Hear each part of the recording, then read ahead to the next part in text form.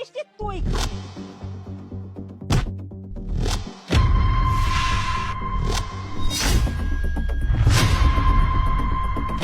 এতগুলো টাকা?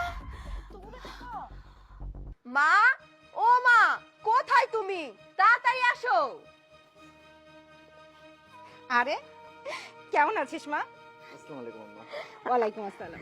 আমি ভালো আছি মা, তুমি কেমন আছো? দেখো তোমার জামাই তোমার জন্য মিষ্টি নিয়ে আসছে। এত মিষ্টি? আমি তো একা মানুষ, এত মিষ্টি খাবে কে? আর জামাই বাবাজি কেমন আছো? এই তো আমি ভালো আছি আম্মা। মা কেমন আছো তুমি? দেখো তোমার জামাই তোমার লিগে পছন্দের মিষ্টি নিয়ে আইছে। নাও ধরো। আমার জামাই বাবাজি আমার জন্য পছন্দের মিষ্টি এনেছে, তা আর আসার সময় পেলি না, আজকেই তোদের আসতে হলো?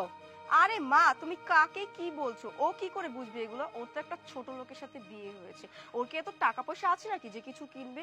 আর ও হয়তো ভুলেই গিয়েছে যে কারো বাসায় বেড়াতে গেলে অনেক কিছু কিনে নিয়ে যেতে হয়।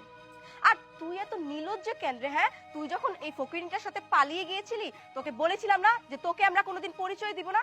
তাও তো ঠ্যাং ঠ্যাং করে আমাদের বাড়িতে চলে এসেছিস। মা সব কথা কি এইখানে বাইরে দাঁড়িয়ে বলবে? ভিতরে যাবে না? চলো ভিতরে বসে আমরা কথা বলি। মা, ও যদি এই ছোট লোকটাকে নিয়ে বাড়িতে যায় তাহলে কিন্তু আমি যাব না। তোমার জামাইকে নিয়ে কিন্তু আমি এখন চলে যাব। ভিতরে যেতে হবে না, যা বলার আমি এখানেই বলছি। শোনো ছোট জামাই, তোমার শ্বশুর মারা যাবার আগে এই বাড়িটা 7 লক্ষ টাকার বন্ধক রেখেছিল। আমার একার পক্ষে এই বাড়িটা 7 লক্ষ টাকা দিয়ে ছোটানো সম্ভব না। আমি জানি বড় মেয়ের জামাই তো ফকিন্নি, সে তো আর এত টাকা দিয়ে আমাকে সাহায্য করতে পারবে না। সাহায্য করলে আমার ছোট মেয়ের জামাই করবে, তাই না জামাই? আম্মা আপনি কোনো চিন্তা করবেন না, 7 লাখ টাকা কেন, তার থেকে বেশি টাকা লাগলে আমি দিতে রাজি আছি। তবে আমার একটা শর্ত আছে আম্মা। কিসের শর্ত? বলছিলাম কি আম্মা, আপনি আর কিছু মনে করবেন না, মানে এতগুলো টাকা যেহেতু আমি দিব, তাই বাড়িটা আমার নামে লিখে নিতে আর কি।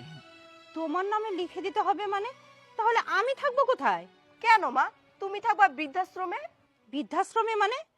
হ্যাঁ মা, তুমি বৃদ্ধাশ্রমে থাকবা। তাছাড়া তুমি তো এখন বয়স্ক হয়ে গেছো, এত বড় বাড়িতে তো তুমি একা থাকতে পারবে না। ওইখানে আমরা সবাইকে ভালো করে বলে রাখবো, সবাই তোমাকে ভালো মতো টেক কেয়ার করবে। শিফা তো একদম ঠিক কথাই বলেছে, তোমার বয়স হয়েছে, তোমার দেখাশোনা করার মতো কেউ থাকে না, আর বাসায় একা একা থাকো, তোমার মনও ভালো থাকে না। তার থেকে ভালো তুমি বৃদ্ধাশ্রমে থাকো, ওইখানে অনেক ভালো থাকতে পারবে, অনেক আলো বাতাস আছে, আর তাছাড়া সবার সাথে গল্প করবে, মজা করবে। আমরা মাঝে মধ্যে তো তোমাকে দেখতে যাবোই, তাই না? আই চুপ থাক, অনেক বড় হয়ে গেছিস তাই না? ভালো স্বামীর কাছে বিয়ে হয়েছে বিদায় মায়ের কোনো মূল্যই নেই তোর কাছে। মা কেন বৃদ্ধাশ্রমে থাকবে? তুই কি ভুলে গিয়েছিস এই বাড়িটা মায়ের কত শখের ছিল? আমার মা এই বাড়িতেই থাকবে। এই তুই চুপ থাক, এত বেশি কথা বলিস না। পারবি না তো সাহায্য করতে, আবার এখানে আসছে বড় বড় কথা।